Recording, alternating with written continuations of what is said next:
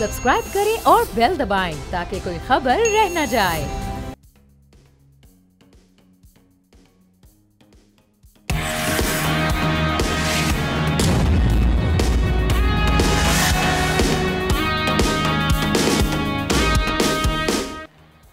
अस्सलामुअलैकुम नाज़रीन, आप देख रहे हैं न्यूज़ पंच। मैं हूं आमना खटाना। साबिक ISI चीफ लेफ्टिनेंट जनरल फैज़ हमीद की गिरफ्तारी के बाद से कयास आराइयां जारी हैं कि अब मजीद बड़ों के नाम भी सामने आएंगे और मजीद हाई प्रोफाइल गिरफ्तारियां भी अमल में लाई जाएंगी।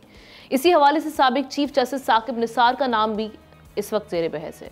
ये वही साकिब निसार हैं जिनके दौर में नवाज शरीफ को वजारत उज़्मा से महरूम होना पड़ा था, जिसका आज भी हम देख रहे हैं कि मियाँ साहब का जो गम है वो ताज़ा है। जबकि लीगी सेनेटर इरफान सिद्दीकी ये कह रहे हैं कि साकिब निसार नवाज शरीफ को हटाने के अमल में शामिल रहे।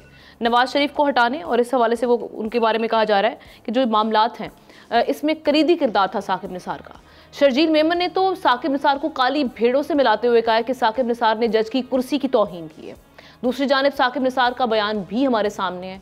उन्होंने कहा कि जनरल फैज़ के साथ मेरा समाजी राब्ता है, लेकिन कसम खाकर कहता हूं कि जो 9 मई से मामलात हैं PTI और उसकी सियासत से कोई मेरा ताल्लुक नहीं है।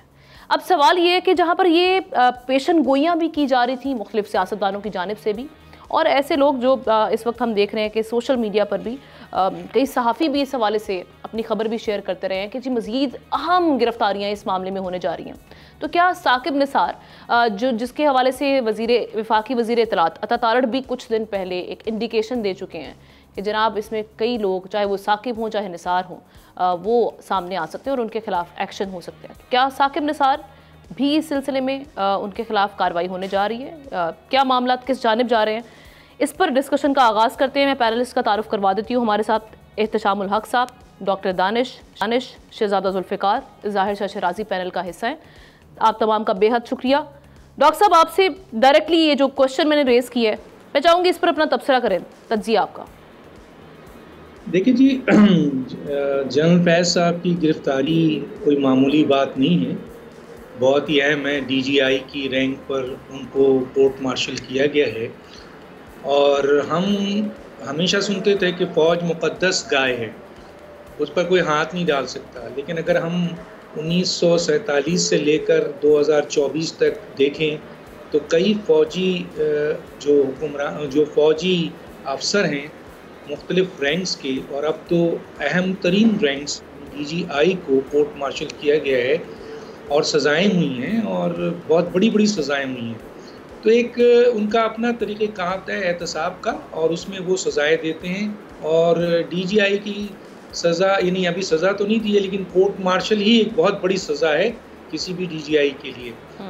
तो इस बुनियाद पर फैज़ साहब की गिरफ्तारी से मुंसलिक कई लोगों का नाम, जैसे इमरान खान साहब के ख़िलाफ़ के बारे में जोड़ा जा रहा है। उसी तरीके से ये कहा जा रहा है कि अगर फैज़ हमीद वादा माफ गवाह बन गए तो इमरान खान को भी ख़दशा है।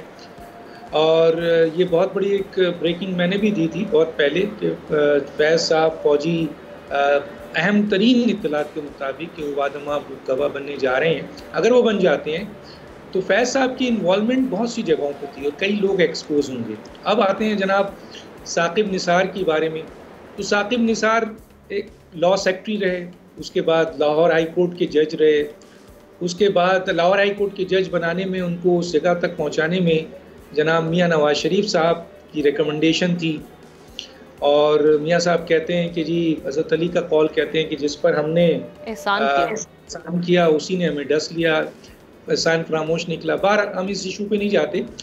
चीफ जस्टिस बने वो 2000 मेरा ख्याल है तकरीबन 3 साल रहे और मुतनाज़ा तरीन चीफ जस्टिस रहे। जस्टिस इफ्तिखार के बाद सबसे ज़्यादा इंतज़ामी मामलात में अगर कोई चीफ जस्टिस इन्वॉल्व हुआ और 43 सो मोटर नोटिस लिया गया तो वो जस्टिस साकिब निसार के साथ लिया गया। जस्टिस साकिब निसार जहाँ इंतज़ामी मामलात में बहुत मुदाखलत करते थे, वहाँ रिटायर्ड होने के बावजूद उनकी कई ऑडियोज़ आ चुकी हैं और उसमें वो मुख्तलिफ पॉलिटिकल पार्टीज़ को, लोगों को हिदायत देते रहे हैं।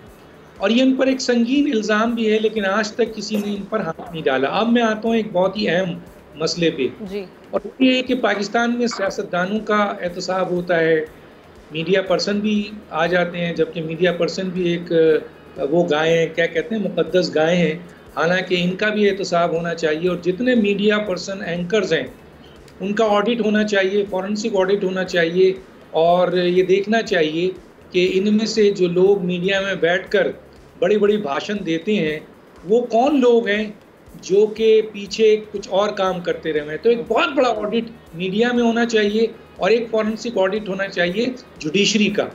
209 के तहत जो इनका अपना है, 209 के तहत जो इनका एहतसाब का अपना तरीका है, उसमें ब्रदर जज कुछ नहीं करते, कुछ भी नहीं करते।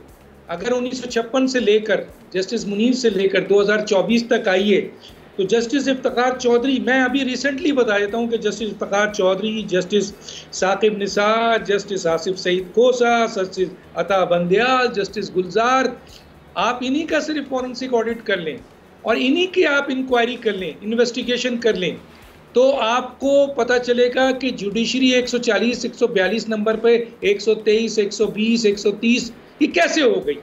और रही बात ये कि ये पेंडिंग केसेस जो हैं वो 58,000 सुप्रीम कोर्ट में और बाकी जगहों पर 24 लाख से ऊपर क्यों हैं। और एक और बहुत बड़ी बात है, वो ये है कि जुडिशरी का जब तक एहतसाब नहीं होगा, जब तक इन जजेस का एहतसाब नहीं होगा, पाकिस्तान हमेशा डिटोरिएट रहेगा, क्योंकि पाकिस्तान की तबाही में सबसे बड़ा जिम्मेदार अदालती फैसले हैं। मैं गिनवा सकता हूं, आपके पास टाइम नहीं। I totally agree with you. लेकिन यहाँ एक बात कहता चलूं, और वो ये एक जस्टिस साकिब निसार का नहीं, जिस तरह फौज अपने जनरल्स का, डीजीआई का, एडमिरल का एहतसाब करती है, अपने दायरे इख्तियार में जो उनका एहतसाब का तरीका है, इसी तरीके से चीफ जस्टिस ऑफ पाकिस्तान को भी 209 सुप्रीम जुडिशल काउंसिल के तहत एहतसाब करना चाहिए। और अगर नहीं करते हैं ये लोग, तो फिर पार्लियामेंट को ऐसा कानून बनाना चाहिए कि इन जजेस का एहतसाब बहुत ज़रूरी है। इन्होंने इस में बहुत ऐसे मसाइल पैदा किए, और साकिब निसार नहीं, बहुत से जजेस इस किस्म के मामलात में इन्वॉल्व होंगे जिसमें क्राइम, करप्शन, पाकिस्तान को डिटोरिएट करना, गैर आईनी, गैर कानूनी, अनकॉन्स्टिट्यूशनल फैसले करना, ये सब मिले हुए। ठीक है एहतशाम साहब, एक जानिब जैसे डॉक्टर साहब कह रहे हैं जी, ये अगर मौजूदा हमारी जो जुडिशरी है, जो चंद जजेस आए हैं, अगर इन्हीं का एहतसाब कर लिया जाए तो बहुत सारे मामलात खुल जाएंगे। अभी अगर हम मौजूदा हालिया बात करें, वहाँ पे भी एक पार्टी की जानिब से जो मौजूदा चीफ जस्टिस हैं उनके बारे में बहुत सारी बातें भी की जाती हैं, फिर एक्सटेंशन के मामलात की बाज़गश भी हम सुनते हैं। तो सर ये तो फिर हर दौर में होता रहा, एक पार्टी को मौजूदा जो चीफ जस्टिस होते हैं उनसे मामलात और उनको लेके फिर हम देखते हैं कि कई बातें जोड़ी भी जाती हैं। अब ये जो साकिब निसार वाला मामला, आप समझते हैं कि वाकई कनेक्शन था और ये अब कार्रवाई होने जा रही है? देखिए, हम ना दानी की बात कर रहे हैं ना, बड़ा वजन है उसमें कि बुनियादी तौर पे जो हमारी जुडिशरी के जो फैसले हैं और ये 70 बरसों में जो हमारे साथ हुआ है, अगर ये हमारी स्टेट का एक ऑर्गन अपने तौर पे सही मानों में ऑपरेट कर रहा होता तो शायद हम आज इस दलदल में ना होते। अब जो सूरत हाल आमना बन रही है कि हम देख रहे हैं कि इसमें मैं आपको ख़बर भी दे देता हूँ और तज्जिया भी दे दूँगा जी। पहली तो बात यह है कि लेटेस्ट सिचुएशन ये है कि साकिब निसार साहब ने एग्री किया, मान लिया है कि जी मैं फैज़ हमीद के साथ राब्ते में था, वो मुझे घुमाने फिराने के लिए मुझे फैसिलिटेट करते थे नॉर्दर्न एरिया में। जिस तरह आपने देखा पिछले दिनों बड़ा शोर था अमेरिका के एक जज के बारे में, आजकल फंसे हुए हैं सुप्रीम कोर्ट के जज, उनको भी एक बहुत बड़ा इन्वेस्टर घुमाने के लिए ले गया था, बड़ा पैसा लगाया उसने। अब सवाल ये कि 5 सितंबर को कह रहे मैं वापस आ रहा हूँ साकिब निसार, और मैं किसी से नहीं डरता, मैं सब कुछ बताने के लिए तैयार हूँ जो कुछ भी है। लेकिन अब देखें जिस तरीके से आमना वो फैज़ हमीद उनके स्टाफ अफसर और इजरार के साथ राब्ते में थे, टेलीफोन की एक्सेस इनको दी गई थी, तो उससे बहुत सारी चीज़ें अनफोल्ड हो रही हैं। नतीजतन ये इतना आसान मामला नहीं है कि हम कह दें कि साकिब निसार साहब जो है ना उनकी जान छूट सकती है। वो उनके साहबजादे आपको पता है आजकल फंसे हुए हैं, इसी वजह से फंसे हुए हैं। वो ऑडियो लीक का जो मामला चल रहा है, शायद एक वजह ये भी है कि उसको रोक दिया गया। अब अगला सवाल ये है कि जी ये सारा कुछ क्यों हुआ। Faiz Hamid out of the way जाके अपने जिस तरीके से सहूलतकारी की कहा जा रहा है, अंदर खबरें अब यही आ रही हैं कि उनकी गिरफ्तारी के बाद से चीज़ें जो सामने आ रही हैं कि बाजवा साहब जो है ना वो अब तंग आ गए थे, और उनके कोर कमांडर बाकी लोग भी कहते थे कि 70 सालों में वो कुछ नहीं हुआ जो इंटरनली सबोटाज किया है सिस्टम को इस शख्स ने, फैज़ हमीद को, उसको किनारे लगाया जाए। फिर भी बहरहाल उनको फेवर की गई, उनको हटा के भेज दिया गया पेशावर को कमांडर बना के। वहाँ जब वो गए, आपको याद है कि वहाँ पे भी उन्होंने सहूलतकारी नहीं छोड़ी पीटीआई के साथ। आपको याद है हमने पहले राउंड में जो लोकल बॉडीज़ के इलेक्शन हुए थे उसमें पीटीआई हार गई थी। सेकंड राउंड में कहा जाता है कि अलैजली इन्होंने उनको जितवाया था। अब ये सहूलतकारी जिस अंदाज से बानी पीटीआई के साथ इनके सामने आई तो बहुत सारी चीज़ें नए तरीके से अनफोल्ड हो रही हैं। लेटेस्ट खबर यह है कि जो आप देख लें कि जो डिप्टी सुपरिटेंडेंट जेल अडयाला के जो हैं अकरम साहब, उनकी गिरफ्तारी बाद में हुई है और फैज़ हमीद की बाद में हुई है। ठीक है ना। कहा यह जा रहा था कि गिरफ्तारी पहले फैज़ हमीद की होती, उसके पहले इनकी होनी चाहिए थी अकरम की और बाद में फैज़ हमीद की। अकरम की इसलिए नहीं की गई कि वो मामला चला जाना था सिविल कोर्ट में।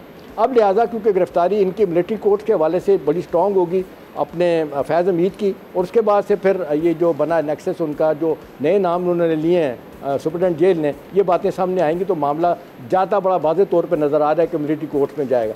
अभी जो बात कर रहे थे दानिश, देखें यहाँ पे जो खबरें आ रही हैं, पहले ये थी ये बात कि वो वादा माफ़ गवाह बन सकते हैं, लेकिन हम ना सारी चीज़ें जो समझ आ रही हैं उनको अब जो फौज के पास पहुँच के जो बातें उन्होंने बताई हैं जो मुबैना तौर पर सामने आ रही हैं, सारी की सारी, चाहे कौमी असम्बली का तोड़ना हो, पंजाब असम्बली तोड़नी हो, केपी को तोड़ना हो, और अपने क्या कहते हैं सिपह सलार आसिम साहब की तैनाती को रोकने के लिए लॉन्ग मार्च करना हो, सारी की सारी प्लानिंग में बड़े आगे थे जिनका नाम है फैज़ हमीद साहब। लिहाजा वो अब मिलिट्री कोर्स के चक्कर में जाएंगे और ये दोनों साथ साथ ही जाएंगे, फैज़ हमीद भी और साथ आप बानी पीटीआई को भी लेके जाएंगे। इन मामलों में आगे जो मामला जा रहा है साहब का भी तो जिक्र बार बार होता रहा ना, बारहा होता रहा, तो आप समझते हैं कि वो भी कहीं ना कहीं अब ये जब मामला खुलेंगे तो वहाँ उनके लिए भी एक मुश्किलात पैदा हो सकती है? देखिए मुश्किलात तो पैदा हो सकती है, लेकिन आमना जिस अंदाज से डायरेक्टली इनकी इन्वॉल्वमेंट हुई है ना, हर बात में ये सामने होते थे, इस तरह तो वो सामने नहीं थे। ठीक है ना, बहुत से हवालों से उन पर तनकीद भी होती है, शायद ठीक भी है, लेकिन जिस तरह ये ऑपरेट कर रहे थे और जिस तरीके से इनको बता दिया गया था कि जी नेक्स्ट आर्मी चीफ फैज़ हमीद को कि आप ही होंगे, लिहाजा आउट ऑफ द वे जाके उन्होंने सहूलतकारी की।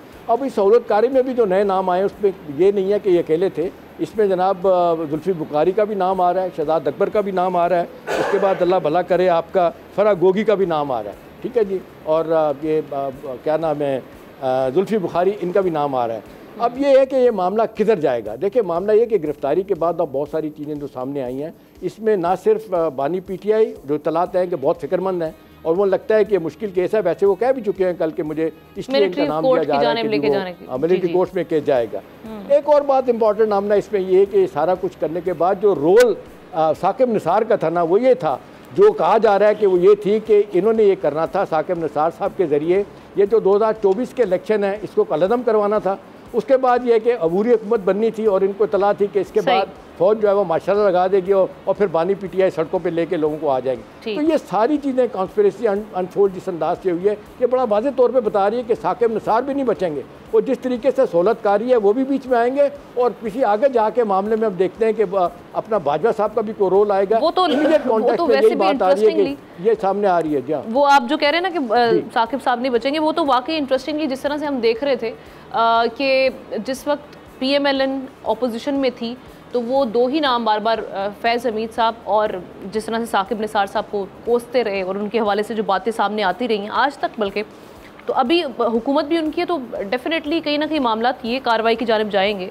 शाह साहब आपको क्या लग रहा है इस सारे मामले में?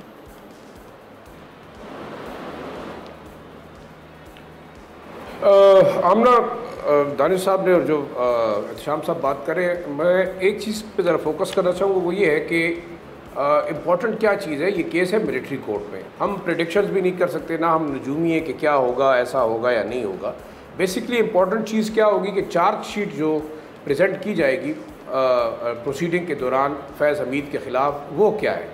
अब हम तो बेसिक हमारे पास जो डॉक्यूमेंट है जिसके ऊपर हम बात करते हैं वो है वो प्रेस रिलीज जो ISPR ने इशू की, और उसके बाद उसके तनाज़ुर में जो इन्फॉर्मेशन निकल रही है कि एक तो टॉप सिटी का मामला है, चाहे वो अच्छा है या बुरा है, 2017 से था फैज़ हमीद साहब को चाहिए था कि उसको टेक ओवर कर लेते। यहाँ तक उन पर इल्ज़ाम है कि वो बाकायदा ऑर्गेनाइज डकैतियाँ कराते रहे, पता नहीं क्या कुछ कराते रहे, लोगों के घरों में छापे मारते रहे। एक जज साहब के घर में भी छापा मारा, वहाँ से चीज़ें उठाई। इंपॉर्टेंट चीज़ क्या है, बिल्कुल फैज़ हमीद साहब का ट्रायल अपनी जगह पर इम्पॉर्टेंट है, लेकिन क्या फैज़ हमीद साहब बीइंग DGC और DG ISI इतना वो पॉलिटिकल क्लाउड पे सियासी जमातों के करीब हो गए थे कि वो अपना पॉलिटिकल इन्फ्लुएंस इस्तेमाल कर रहे थे या उनके ऊपर इन्फ्लुएंस कर रहे थे। तो मेरे ख्याल में एक तो ये देखना होगा कि आप सिर्फ ट्रायल करना चाहते हैं कि वाकई आप जो इंटेलिजेंस एजेंसी है उसकी मुदाखलत सियासत के अंदर जो है वो रोकना चाहते हैं। ये एक बड़ा अहम सवाल है। आप बेशक उनको सज़ा जो भी दें। अब मिलिट्री एक्ट के तहत कहा ये जा रहा है कि जनाब वो सेक्शन 31 शायद जिसको एक एक्सट्रीम पनिशमेंट इसमें हो सकती है, डेथ पेनल्टी भी हो सकती है, उससे कम भी हो सकती है अगर वो जाते हैं उस तरफ। और जैसे कि उन पर इल्ज़ाम है कि 9 मई में भी उनका कनेक्शन था, अपने आर्मी चीफ के ख़िलाफ़ उन्होंने म्यूटनी भी करने की कोशिश की, तहरीक इंसाफ और या बाकी सियासी जमातों को भी वो जो है वो किसी तरीके से इन्फ्लुएंस करते रहे, रिटायरमेंट से पहले भी और रिटायरमेंट से बाद भी। रिटायरमेंट से पहले बीइंग DGI क्या वाकई ये उनका टास्क था कि वो सियासी तौर पर मामलात को मैनूवर करते और क्या वो इंडिविजुअली कर रहे थे? ये एक बड़ा इंपॉर्टेंट सवाल है और उसके ऊपर मेरे ख्याल में कोई बात नहीं कर रहा कि जब वो पहले करते रहे तो वो किसके कहने पे कर रहे थे और क्यों कर रहे थे और क्या इख्तियारात थे कि बाकी उनको असाइन किया गया था कि बीइंग DGI आप मैनेज करेंगे। ये एक इशू है। दूसरा पोस्ट रिटायरमेंट वाले मामला भी तो कि बाकी उनके राब्ते थे और ख़ास तौर पर जो एक DGI हों और फिर इन मामलात में एक सर्विलेंस भी बड़ी मैटर करती है। जी देखिए सर्विलेंस वो तो उस दौर में तो जा ही नहीं रहे। हाँ बाकी उनके ऊपर जो इल्ज़ाम है कि बाद में उन्होंने राब्ते रहे अमेरिका में, कनाडा में कुछ लोगों से और जो सॉफ्टवेयर वो यूज़ करते रहे वो आम फ़ोन या व्हाट्सएप से बात नहीं करते रहे बल्कि वो एक सॉफ्टवेयर सिग्नल के थ्रू जो है वो बात करते रहे। अब ये ज़ाहिरी बात है ये तमाम इंटरोगेशन इन्वेस्टिगेशन तो मिलिट्री अथॉरिटीज़ कर रही होंगी। मैं एक चीज़ को जो बात करना चाह रहा हूँ वो जो साकिब निसार और उनकी बात की ये भी एक पार्ट ऑफ द गेम था कि जो साकिब निसार या जस्टिस अता बंदियाल वो जुडिशरी को शायद मैनेज करने के लिए बीइंग DGI उनके पास वही एक 2 टूल्स थे जिनके ऊपर इल्ज़ामात भी लगे, जिनके ऊपर कहा भी गया कि वो और उनके बच्चे जो एक ख़ास जमात या तहरीक इंसाफ के साथ लिंक है। इंपॉर्टेंट क्या है, हम तो प्रिडिक्ट कर रहे हैं कि जनाब 9 मई में बिल्कुल फ़लाँ साहब भी इन्वॉल्व है, फ़लाँ साहब भी इन्वॉल्व है। इंपॉर्टेंट मेरे जहन में ये है कि वाकई ये लिंक डिवेलप होता है कि DGI वो तहरीक इंसाफ को चला रहे थे या तहरीक इंसाफ उनको चला रहे थे। अब आप पिछली चीज़ें जो इल्ज़ामात सियासी जमातों को देखें तो वो ये लगा रही हैं नवाज शरीफ साहब भी, पीपल्स पार्टी भी के जनाब 2018 में इंटेलिजेंस इस्टेब्लिशमेंट ने मैनेज किया और खान साहब को या तहरीक इंसाफ के जो बानी चेयरमैन को वज़ीर आज़म बनाया और वो मैनेजमेंट उसके बाद भी होती रही। अब सवाल वही होता है अगेन बार बार के जब वो पावर में थे तो उन्होंने यूटिलाइज़ किया और ले के आए, जब पावर में नहीं थे उनके ऊपर क्या इल्ज़ामात होंगे, ये बड़ा इंपॉर्टेंट होगा। और बिल्कुल ये नेक्सस आपके ख्याल से अकेला नहीं काम करता, ये तमाम लोग मिल के ही करते हैं। इसमें जुडिशरी भी है, एस्टेब्लिशमेंट भी है, ओवरऑल आपके सिविलियन इदारे भी हैं। तो मैं ये जो बात करना चाह रहा हूँ वो इम्पोर्टेंट ये कि अब फैज़ हमीद साहब को जो सज़ा होती है वो मिलिट्री अथॉरिटीज़ देंगे। हाँ ये ज़रूर है कि आप इसको लिंक करके 9 मई के साथ तहरीक इंसाफ के जो बानी चेयरमैन है उसको आप मिलिट्री कोर्ट में अगर लेके जाते हैं तो वाकई उनके लिए मुश्किलात ज़्यादा होंगी। लेकिन कानूनी तौर पर आया कितना एविडेंस है, क्या हो सकता है, क्या वाकई फैज़ हमीद साहब उनके खिलाफ टेस्टिफाई करते हैं और जी ठीक है। जुल्फ़िकार साहब आपकी जानिब आ रही हूँ। अभी साकिब निसार साहब के हवाले से एक परसेप्शन था कि इस्टेब्लिशमेंट के बड़े मंजूर नज़र वो रहे हैं, लेकिन उसके बाद हमने देखा कि ये भी कहा गया कि शायद वो सियासत जब अपनी टेन्योर पूरा करेंगे तो शायद वो सियासी मामलात में भी हमें नज़र आएँ, ना तो कोई ऐसे मामलात दिखे। और अगर 9 मई के हवाले से बात कीजिए जो कहा जा रहा है जी कनेक्शन हो सकता है 9 मई में फैज़ हमीद साहब के साथ साकिब निसार का, इससे साकिब निसार साहब 9 मई के मामलात में आपको लगता है कि उनकी क्या ऐसे मुदाखलत हो सकती है, ऐसे मामलात हो सकते हैं या उनका इंटरेस्ट क्या हो सकता है इस मामले में जो इस हवाले से इसको लिंक किया जा रहा है? आमना ब्रेक पे जाने से पहले मैंने कहा टाइम मिल जाएगा या ब्रेक पे हम सर जाएंगे? आप कंटिन्यू करें। अच्छा आमना जो आपका क्वेश्चन है या जिस तरह मैंने साथियों का वो सुना, कमेंट सुना, देखें ये एक मैं उस पर ज़रा बात करूँगा फिर उस पर बात के ये तो बिल्कुल रोज़ रोशन की तरह आ गया है। ISPR से अगर प्रेस रिलीज जारी होती है इसका मतलब ये है कि बहुत कुछ उनके पास है, बहुत से शख्सियात आएंगे इसमें, चाहे उसमें मैंने अभी मैं कहीं पढ़ रहा था कि बानी PTI ने कहा कि ये करना चाहते हैं और मुझे मिलिट्री कोर्ट में ले जाना चाहते हैं, ये उनका खदशा है और वो ले जाना। अब और साकिब निसार साहब, जस्टिस साकिब निसार साहब हों या कोई और हों, लोग और भी हैं और ये जो अभी ज़ाहिर शाह साहब कह रहे थे, ज़ाहिर शाह साहब बिल्कुल ठीक कह रहे थे कि ये अकेला नहीं हो सकता, लेकिन मेरे ख़्याल में इस वक्त जो है ख़ुद मिलिट्री के जो लीडरशिप है वो उन किरदारों को भी वो बेनकाब करना चाहते हैं कि जो जिस रैंक पे भी हो जो करते रहे, कसूर उनका छोटा है बड़ा है क्या है, क्योंकि वो एक चाह रहे हैं मेरे ख्याल में इस दफ़ा ये एहतसाब इस तरह से हो कि आइंदा कोई इंस्टीट्यूशन की बुनियादें ना हिलाए, वरना तो एक ऐसी चीज़ आ रही थी जिसमें से सबको साइड लाइन करने जा रहे थे।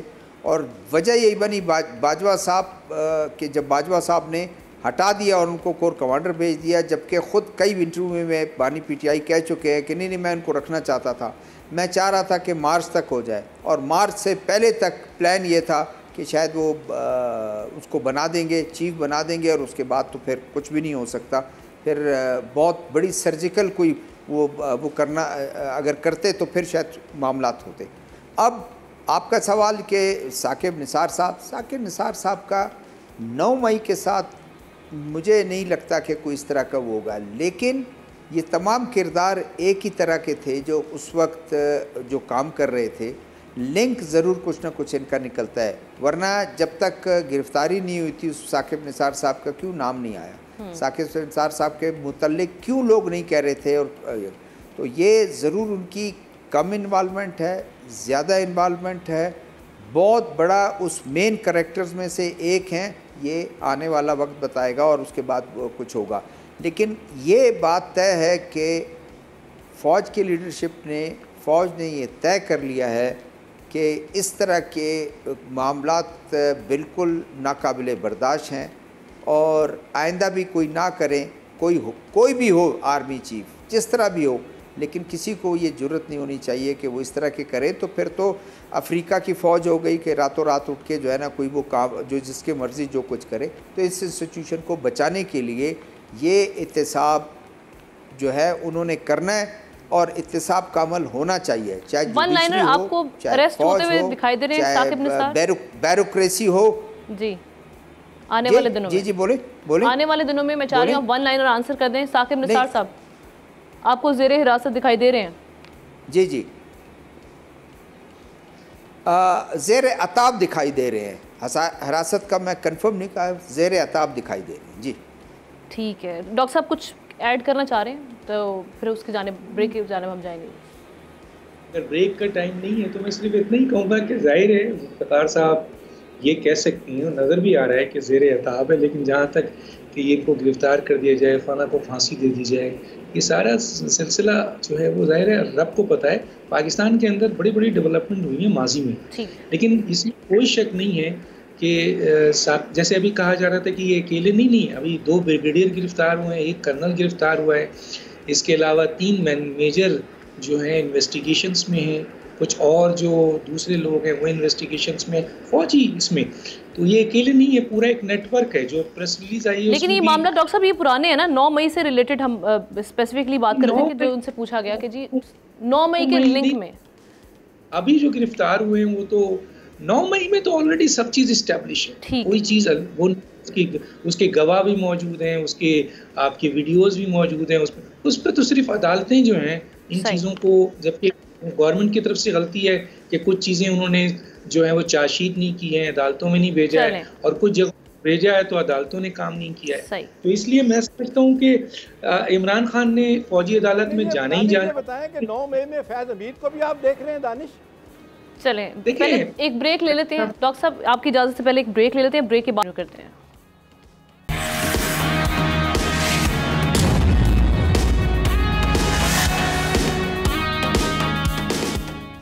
Welcome back. डॉक्टर साहब की जानिब चलेंगे। डॉक्टर साहब क्विकली एहतशाम साहब का जो क्वेश्चन था उसको वन लाइनर आप एड्रेस कर दें।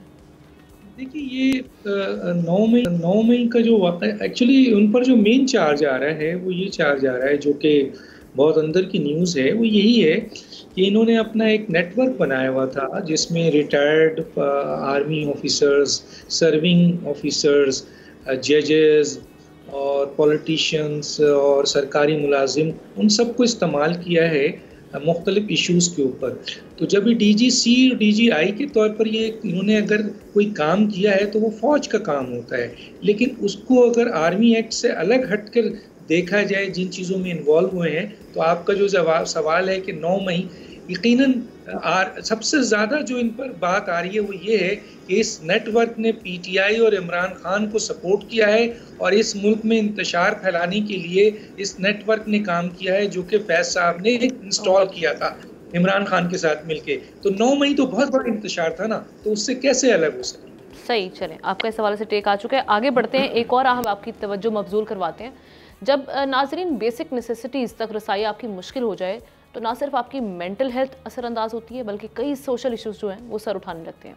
और हमारे मुल्क का हाल भी कुछ ऐसा ही है। महंगाई, बेरोज़गारी अपनी जगह, लेकिन एक आम पाकिस्तानी बिजली के ज़ायद बिल्स भरने के बाद भी तवील लोड शेडिंग का अजाब भुगतता है। गली मोहल्ले सड़कें गंदे पानी से भरी हुई हैं और ये मामला कोई नहीं देखने वाला, और दूसरी जानिब अवाम साफ़ पानी पीने के लिए तरस रही है। कराची प्यासा है मगर टैंकर माफिया को कोई पूछने वाला नहीं है। इस पर Karachi water and sewerage corporation ने सीवरेज बिलों और पानी के निर्खों में मजमूई तौर पर 23% इजाफा करके शहरियों के सर पर एक नया टैक्स दे मारा है। पानी आए ना आए, टैक्स इजाफी देना होगा। दूसरी जानिब एशियाई तरक्याती बैंक की रिपोर्ट को देखें तो इसमें खबरदार किया गया कि बढ़ती हुई आबादी, मौसमी तगय्युरात और आबी ज़खायर की किल्लत के बायस पाकिस्तान 2040 तक पानी की कमी का सामना करने वाले ममालिक में 23वें नंबर पर आ सकता है। इस रिपोर्ट में यह भी कहा गया कि मुल्क की 43% शहरी आबादी को अब भी पीने का साफ पानी मुयसर नहीं है। कराची में तकरीबन 35 से 58% पीने का पानी ज़ाया हो रहा है। पानी ज़ख़ीरा करने की कम सलाहियत हमारे आबी ज़खायर की कमी की बड़ी वजह है। हमारे यहाँ 9 से 10% पानी ज़ख़ीरा करने की सलाहियत है, हालांकि आलमी मियार के मुताबिक ये 40% तक होनी चाहिए। अब अपने तज्ज़ियाकारों से जानने की कोशिश करते हैं कि जो पानी की कतला है, जिसकी हम हमेशा बात तो करते हैं, लेकिन हल की जानिब हमारे जो जितने भी इंतज़ामिया हैं या हुकूमती नुमाइंदगान हैं वो जाते क्यों नहीं है इस मामले की जानिब। बेसिकली ये मसला है क्यों। आगाज़ करते हैं। शहजादा साहब, आपका मैं चाहूँगी इस पर टेक इस मामले पे बड़ा अहम इशू है और हम चाह रहे हैं कि चूँकि अवामी जो इश्यूज़ हैं उनको हम हाईलाइट करें। पॉलिटिक्स तो हम डिस्कस करते रहते हैं, लेकिन ये कुछ बेसिक इश्यूज़ ऐसे हैं जिन पे तवज्जो दिलाना बहुत अहम ज़रूरी है इस वक्त। आमना देखें, अगर आप कराची के इशू आप देख लें या दूसरे शहरों में यही हाल है पानी का। टैंकर माफिया जो है, ये सबको हैरानगी होती है शहरियों को कि पानी अगर नहीं है तो हमारे लिए नहीं है, टैंकर माफिया के लिए पानी है। कैसे है? ज़ाहिर है लोग मिले हुए होते हैं, वो यही देखते हैं कि किस तरीके से कहीं भी आप, एक तो ट्यूबवेल बज़ाहिर पाबंदी है कि आप अंडरग्राउंड कोई ट्यूबवेल नहीं लगा सकते हैं। कोयटा में किसी और एरिया में आपको इजाज़त लेना पड़ता है मुतल्लिका उससे, लेकिन कोई परवाह नहीं करता। कोई बंदा आ गया, ट्यूबवेल आप लगा रहे हैं, आ गया बंदा, आपने उसको पैसे वैसे दे दिए, जान छुड़ा ली, कोई उस पर कोई वो नहीं है, पकड़ नहीं है। इसी तरह कराची में अगर आप देखें, पोश एरिया में, इवन पोश एरिया में, उस मुज़ाफ़ात में और उससे कराची से निकल जाएं उधर छोड़ दें, लेकिन जो पोश एरिया है डिफेंस का, क्लिफ्टन का, आप वहाँ देखें, वहाँ भी टैंकर्स हैं, बड़े बड़े टैंकर सारे जो हैं, होना नहीं चाहिए। क्यों ऐसा है कि पानी अवेलेबल है, टैंकर्स को तो अवेलेबल है, लेकिन शहरियों के लिए पानी नहीं है। इसको बेहतर बनाना चाहिए। अभी मैं देख रहा था कि उनका भी कोई जो कराची के जो मेयर हैं उनका यही आया है कि जी हम बेहतर बनाएंगे, टूटी फूटी लाइनों को बेहतर बनाएंगे, इम्प्रूव करेंगे। पानी चोरी हो रही है उसको, और पानी का ज़िया, ये दो चीज़ें जो हैं, जो अपने रस्टेड आपकी लाइन्स हैं उसको इम्प्रूव करना चाहिए। और जो पानी चोरी हो रही है मोर देन, यानी आप कह लें कि 60%, 55% चोरी और ज़िया ये दोनों शामिल हैं। 40% जो है वो लोगों को पानी को मिलता है, और उसमें भी कितने परसेंट अगर आप उसको ये चोरी का आप लगा दें कि जो टैंकर माफिया ले जाते हैं, असल एड्रेस करना है ये तमाम पाकिस्तान में उसको, आवाम को, जिस तरह प्राइम मिनिस्टर तो कह रहे हैं, देखें कि क्या कोई हल निकालते हैं बिजली का, जो वो कह रहे हैं कि IBP के साथ हम बात करेंगे। पानी, बिजली हमने सस्ती करनी है, इसलिए कि एक्सपोर्ट का आप उसके कोई तस्वर नहीं है, इंडस्ट्रियलाइजेशन का उसके बगैर कोई तस्वर नहीं है, एग्रीकल्चर के जो है उसको बूस्ट करने के लिए उसका कोई तस्वर नहीं। अगर बिजली महंगी मिलेगी तो ये एक प्रॉब्लम्स हैं। अब गवर्नमेंट को कहती है कि हल हम निकालेंगे, किस तरह निकालेंगे, यही सबसे बड़ी बात है। जी शाह साहब, आपके समझते हैं मसला है क्यों बेसिकली यहाँ पर? इस इशू की जिम्मेदारी अगर हम देखें तो ये किसके सर जाती है? ये इशू यहाँ पर बना ही क्यों, कैसे बना?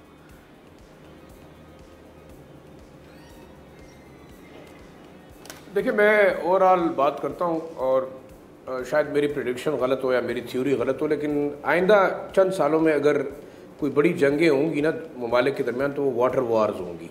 क्योंकि दुनिया के अंदर आपका जो ख़ास तौर पर जो यूजेबल वाटर है, पानी के पीने का जो पीने का पानी है, उसकी कितनी मकदार है, वो तमाम दुनिया के अंदर जो वाटर साइकिल है उसका 2% भी नहीं है।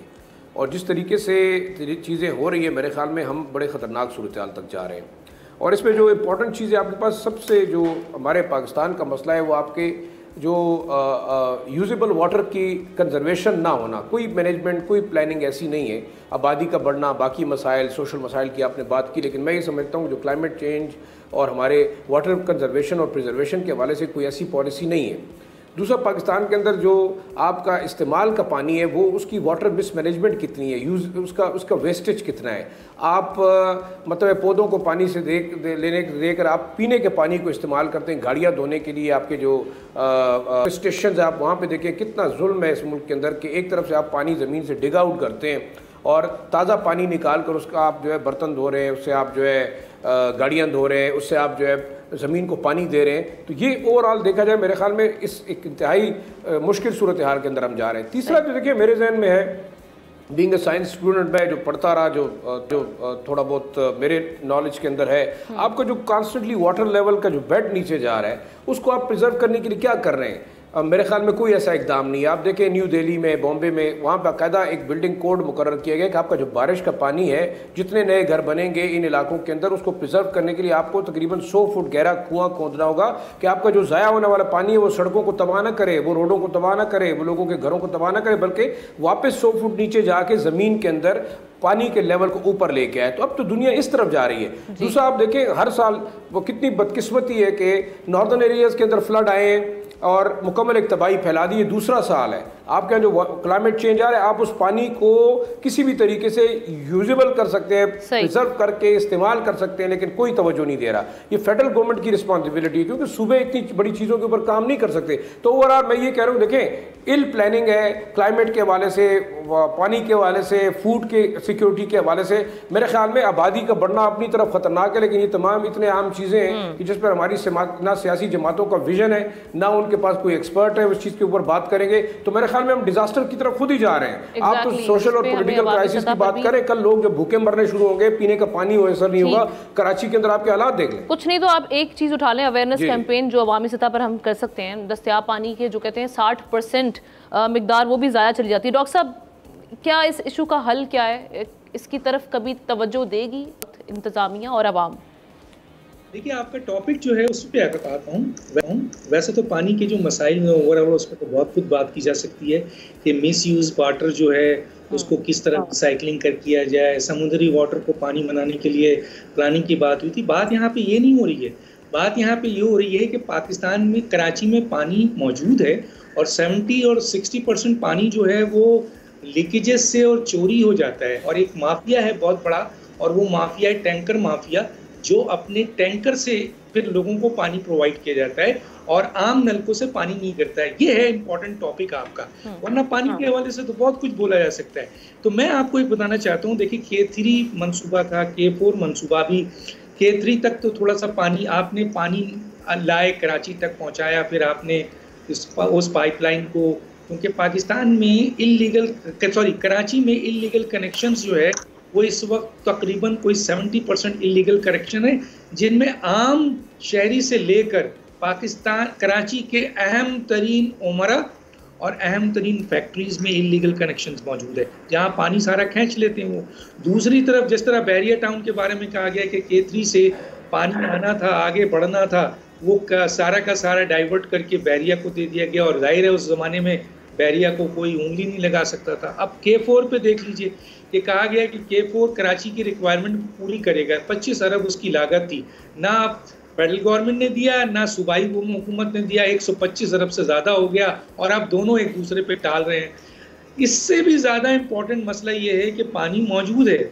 हम अव्वल तो पानी का जब नलका खोलते हैं तो एक कतरा भी नहीं गिरता है, लेकिन हम उसका टैक्स देते हैं। अब जैसे आपने एशियाई तरक्याती बैंक का हवाला दिया है कि जी उसने कहा है कि जी 58% यहाँ तो पानी ज़ाया होता है या चोरी होता है। नहीं, मैं अभी एक बड़ा इंपॉर्टेंट ब्रेक करने वाला हूँ, न्यूज़ लाने वाला हूँ। एक इंक्वायरी कमेटी है और एक इन्वेस्टिगेशन है जिसमें किस तरह टैंकर माफिया और बड़े माफिया जो हैं पानी चोरी कर रहे हो, और उसमें हुकूमत, वाटर बोर्ड और क्या, वो मैं किसी दिन इंशाल्लाह प्रोग्राम करने वाला हूँ। मैं सिर्फ इतना बताना चाहता हूँ कि ये 58% नहीं है, ये 70-80% है। अच्छा। जो इस या जो है इन्वॉल्व हो रहा है, उसमें वाटर बोर्ड भी है, उसमें आपके लॉ एंड ऑर्डर फोर्सेस के लोग भी हैं, उसमें आपके इंतज़ामी लोग भी हैं, उसमें शराफिया भी है, उसमें हुकूमत भी है। और इन टैंकर माफिया की सरपरस्ती, जैसे कहा जाता है ना कि जनाब आप यार ये तो एक शरीफ आदमी ने जो है वो ट्रांसपोर्ट शुरू कर दी, कहते हैं ये आपका काम नहीं है ट्रांसपोर्ट, काम किसका है? ट्रांसपोर्टर को पकड़े तो पता चलता है कि उस आईजी का ये ट्रांसपोर्ट है, उस डीएसपी का वो ट्रांसपोर्ट है, उस एसपी का ट्रांसपोर्ट है, तो इसलिए वो ट्रांसपोर्ट चला सकते हैं क्योंकि वो उसके बदमाश है। यानी इस मसले का कोई हल नहीं निकलेगा, क्योंकि हर जगह हम देख रहे हैं कोई हल तो हर चीज का मौजूद है, लेकिन सवाल ये कि हल लाएगा कौन? सूबाई हुकूमत माफिया का हिस्सा है। अभी तक बताया ना, K4 पानी कराची जो सबसे ज्यादा रेवेन्यू देता है, सबसे ज्यादा 85% से ज्यादा, सिंध को 65% से ज्यादा, वो बेचारा तरस रहा है 25 अरब के लिए। जो K4 लग जाए तो कराची को पानी एक्स्ट्रा मिल जाए। लेकिन ये मसला भी नहीं है, मसला ये है कि पानी मौजूद होने के बावजूद तो पहुंचना चाहिए, वो कौन चोरी कर रहा है, वो कौन ले जा रहा है, और ये टैंकर माफिया किसके सपोर्ट से चल रहा है। तो यही अगर चीजों को सॉल्व कर ले अगर, लेकिन हुकूमत इसमें इन्वॉल्व है, जुडिशरी इसमें इन्वॉल्व है, सिक्योरिटी फोर्सेस इसमें इन्वॉल्व है, इसमें इन्वॉल्व है, वाटर बोर्ड की इंतजामिया इसमें इन्वॉल्व है, पुलिस इसमें इन्वॉल्व है, तो बताइए कैसे मसला हल होगा। ठीक जी, एहतशाम साहब। देखिए, अभी भाई साहब बात कर रहे थे पानी पे जंगी आइंदा होंगी, तो आप देख लें हिंदुस्तान के साथ हमारा मामला कितना ख़राब है। हमारे हिस्से के जो पानी जहाँ से आता है वो आप देख लें, हिंदुस्तान वहाँ पे डैम बना रहा है। हम शिकायत लेके भी गए वर्ल्ड बैंक के पास, जिसने वाटर ट्रीटी करवाई थी, तो अभी तक कुछ नहीं हुआ। जब चाहते हैं पानी छोड़ देते हैं, जब पानी हमारा जो आ रहा होता है, हमें जो दरिया दिए गए उन पर वो डैम धड़ाधड़ बनाए चले जा रहे, वो तो एक अपना जाए। देखिए, अब कराची की बात तो आमना 2.5 करोड़ का सूबा अपना क्या कहते हैं सूबा है, शहर है, वो तो रुल गया है। देखिए रुल गया है, और ये टैंकर माफिया, मुझे तो ये बात बड़ी हैरत वाली लगती है कि 15 साल हो गए हैं पीपल्स पार्टी हुकूमत को, ये कनाइमोस और नेक्सस के ज़रिए टैंकर माफिया चल रहा है। क्यों नहीं वर्ल्ड बैंक और बाकी स्टडी जो लोग बताते हैं कि जी पानी किस तरह प्रिजर्व किया जा सकता है, आसानी के साथ किया जाता है, बहुत ज़्यादा पैसा भी नहीं खर्च होगा, और ये पानी का पीने का पानी, या कम से कम आम इस्तेमाल के लिए पानी जो लोगों को मिलना चाहिए वो मिलना शुरू हो जाए।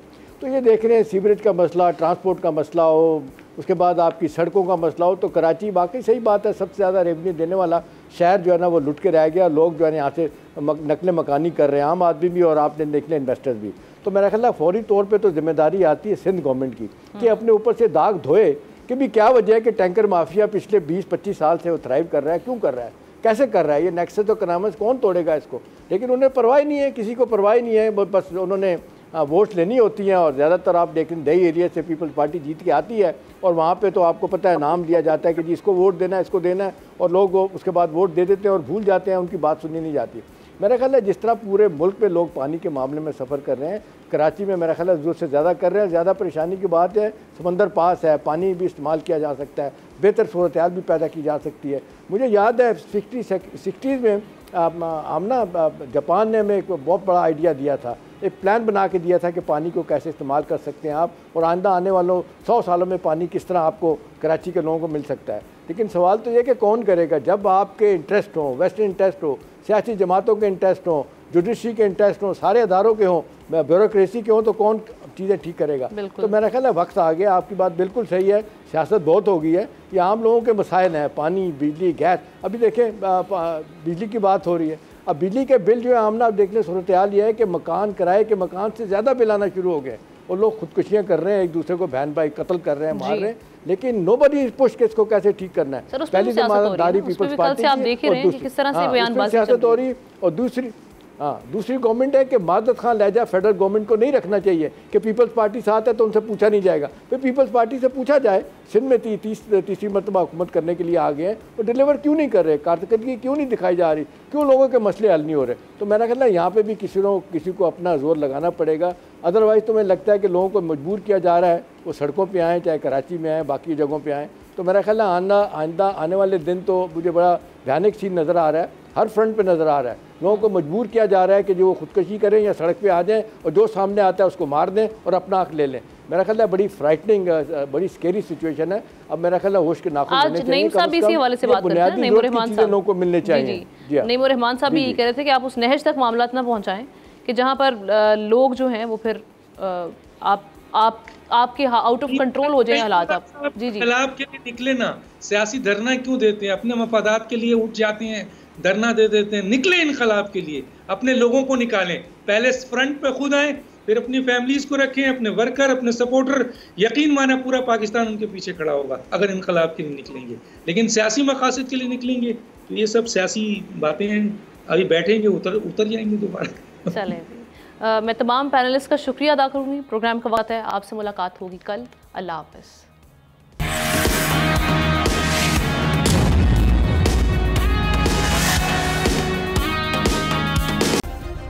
सब्सक्राइब करें और बेल दबाएं ताकि कोई खबर रह न जाए।